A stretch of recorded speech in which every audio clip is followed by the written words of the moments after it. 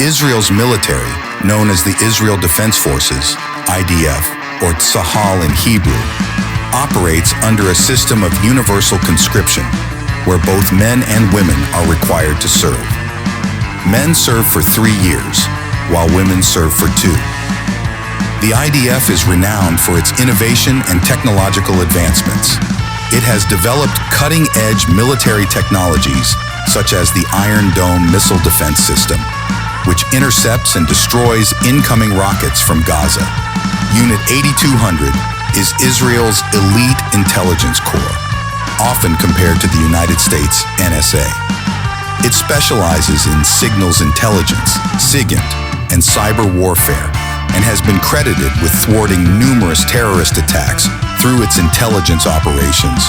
Due to Israel's geopolitical situation, the IDF is one of the most battle-tested militaries globally.